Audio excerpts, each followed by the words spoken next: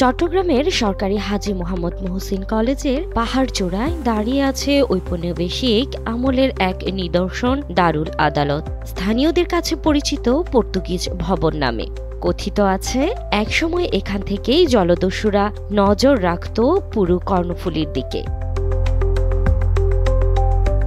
তবে ইতিহাস বলে ভিন্ন কথা। ইতিহাসবিদ আব্দুল হক চৌধুরীর বন্দর শহর চট্টগ্রাম গ্রন্থ অনুযায়ী ব্রিটিশরা ১৭৬১ সালের চট্টগ্রাম দখলের পর এখানেই গড়ে তোলেন তাদের প্রথম আদালত ভবন। লাল দিঘির পাশেই আদালত স্থানান্তরিত হওয়ার আগ পর্যন্ত এখানেই চলত বিচার কাজ। পর্তুগিজ ভবন বর্তমানে মহসিন কলেজের একদম পাহাড়ি চূড়ায় অবস্থিত।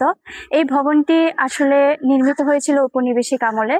তবে কথিত আছে যে পর্তুগিজের যে জলদস্যুরা ছিল তারা তাদের লুট করা মালামাল এই ভবনটিতে এনে জমা করত, এবং একটার যে টাওয়ারটা আছে, দুই পাশে দুটো বড় বড় টাওয়ার আছে, এখান থেকে পুরো চট্টগ্রাম শহরটাই মোটামুটি অনেকটা কাভার হয়ে যায়। দ্বিতল এই ভবনের স্থাপত্যে মোগল ও পাশ্চাত্যের ছোঁয়া রয়েছে।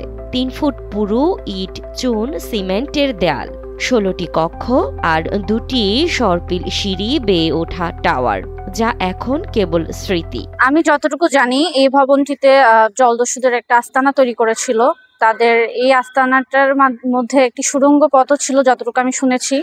আর এই সুড়ঙ্গ পথটি আপনার কর্ণফুলী নদী পর্যন্ত বিস্তৃত ছিল, যার মাধ্যমে তারা তাদের লুট করা মালামাল মানে আনা নেয়া করত। প্লাস্টার খসে পড়েছে, দেয়ালে আগাছার দখল, বছরের পর বছর অবহেলায় পড়ে আছে এই ঐতিহাসিক স্থাপনা।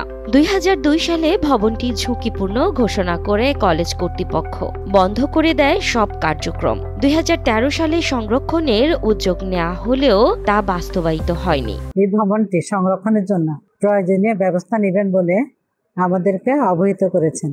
আমরা চাই যথাযথ কর্তৃপক্ষ এই ভবনটি সংরক্ষণের জন্য দ্রুত ব্যবস্থা নেবেন।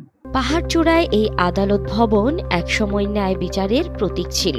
আজ সেটি ধ্বংসের পথে। সংরক্ষণে বাঁচবে নাকি মাটিতে মিশে হারিয়ে যাবে ইতিহাসের এক অধ্যায়, তা এখনো অজানা।